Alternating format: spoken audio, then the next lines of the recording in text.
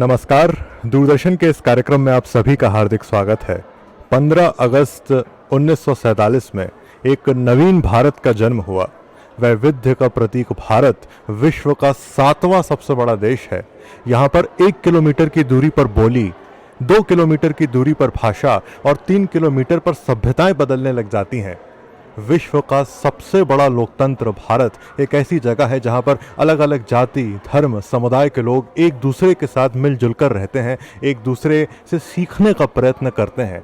आज हम मध्य प्रदेश के लोग, बड़े तालाब का पानी पीने वाले लोग, बांधवगढ़ के जंगलों में सफारी करने वाले लोग अपनी संस्कृति, अपनी सभ्यता को साझा करेंगे अपने मणिपुर के भाइयों के साथ। और इस क्लिष्ट कार्य में मेरी सहायता करेंगे भोपाल शहर के केंद्रीय विद्यालय क्रमांक 3 के बच्चे। जी हाँ, भारत के वर्तमान की कहानी सुनाएगा भारत का भविष्य। हिना, तुम्हें भारत सरकार द्वारा शुरू की गई एक भारत श्रेष्ठ भारत योजना के बारे में पता है? हाँ सूर्यांश, मुझे इस योजना के बारे में पता है। मैंने सुना है कि यह योजना सभी राज्यों को उनकी संस्कृति एवं इतिहास से जोड़ने का प्रयास करती है और यह भारतवर्ष की संस्कृति व परंपराओं को उजागर करती है, जिससे सभी राज्यों के बीच एकता बढ़ती है। क्या तुम मेरी बात से सहमत हो? हाँ, मैं तुम्हारी बातों से पूर्णतः सहमत हूँ। क्या तुम्हें पता है इस योजना के अंतर्गत मध्य प्रदेश का पार्टनर स्टेट कौन सा है? हाँ, मैंने सुना है हमारा पार्टनर स्टेट मणिपुर है। अरे वाह, पता है मैं अपनी गर्मी की छुट्टियों में मणिपुर ही घूमने गई थी। अरे वाह, तो तुमने मणिपुर में क्या क्या देखा? ऐसे तो मैं मणिपुर में बहुत सी जगहों पे घूमी और मैंने देखा कि मणिपुर प्राकृतिक रूप से एक बहुत ही सुंदर स्टेट है और वहाँ के लोग भी इतने सरल और रचनात्मक हैं। तो तुम्हें वहाँ मणिपुर की सबसे अच्छी बात कौन सी लगी? ऐसे तो मुझे बहुत सी बातें पसंद आई, पर सर्वप्रथम हम मणिपुर की संस्कृति से परिचित होने के लिए मणिपुरी भाषा में एक सुंदर गीत सुनते हैं।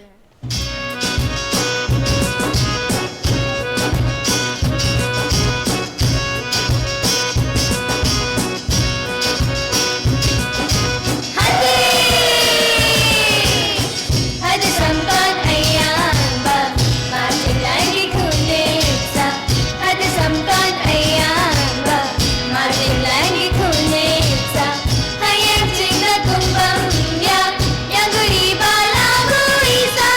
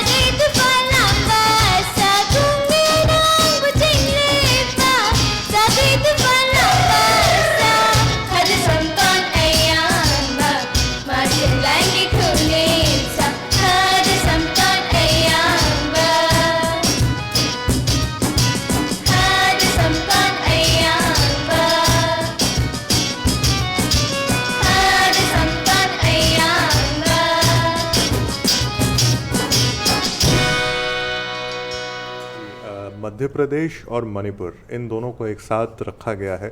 मध्य प्रदेश के बच्चे मणिपुर के बच्चों को पत्र लिख रहे हैं, वो पत्र लेकर यहाँ भेज रहे हैं। हम देख रहे हैं कि मध्य प्रदेश के बच्चों को मणिपुर की संस्कृति से अवगत कराया जा रहा है, मणिपुर के अंदर बच्चों को मध्य प्रदेश की संस्कृति से अवगत कराया जा रहा है। एक अध्यापक होने के नाते, एक प्राचार्य होने के नाते आपने मणिपुर से क्या क्या सीखा, क्या क्या आपको नया देखने को मिला?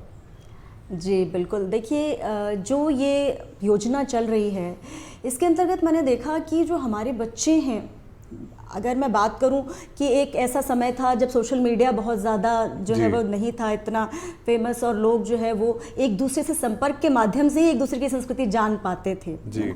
तो वो समय भी था। तो यहाँ पर यदि एक बच्चा जो है वो मणिपुर का है और एक बच्चा जो है अगर मान लीजिए उत्तर प्रदेश का है या मध्य प्रदेश का है, तो वो आपस में जब परिचर्चा करते थे तो जान पाते थे एक दूसरे से। लेकिन अब चूंकि हम जानते हैं कि पूरा विश्व जो है वो एक गाँव बन गया है, वैश्वीकरण का युग है, तो ऐसे में हमारा एक राज्य दूसरे राज्य से कैसे जुड़ सके, वो इस माध्यम से बहुत अच्छे से जो है वो चल रहा है। और मैंने देखा है कि हमारे बच्चे पहले जितना जानते थे उससे अधिक, चाहे वो हम देखें जब आप कभी प्रार्थना सभा देखेंगे केंद्रीय विद्यालय की, तो जो हमारा जो राज्य है, पार्टनर राज्य है जैसे मणिपुर, तो हमारे सारे बच्चों को जो है वो सामुदायिक गान आता है मणिपुर का, वो सब गा पाते हैं कम्युनिटी सॉन्ग मणिपुर का। पहले हम इस तरह की कल्पना नहीं कर सकते थे। ठीक है, आपने एक ग्रुप ऑफ स्टूडेंट्स को सिखा दिया, लेकिन सारे बच्चे अगर गा पा रहे हैं तो मुझे लगता है कि एक उपलब्धि है। जी बिल्कुल। Nestled in the lower eastern corner of the Indian subcontinent, Manipur is a perfect place where nature is engulfed in serene beauty, mesmerizing the hearts of those who encounter it.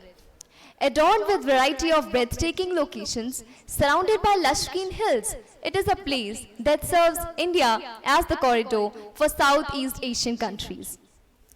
Situated close to the banks of the Imphal River, the Kangla Fort, where the mythological king Nongda Larain Pakhamba was first ascended the throne. This fort is a symbol of Manipur's glory. Just 48 kilometers away from the Imphal city is the largest freshwater lake in the northeast region of India, the Loktak Lake.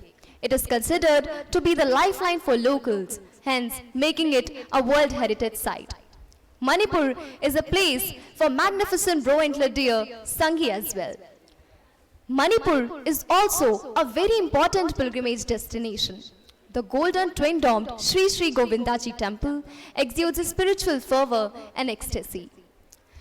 A unique symbol of Manipur's history is Emakethi, which is a sprawling 500-year-old market run exclusively by nearly 3,000 women, a symbol of true feminine power.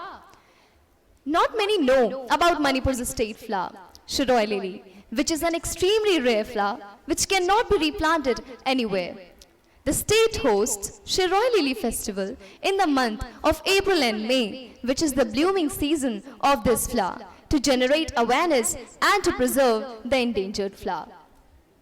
Manipur is also a place where the sport of kings, polo, has its origin written in the mythological history, with Kangjai Bang as the oldest polo ground in the world.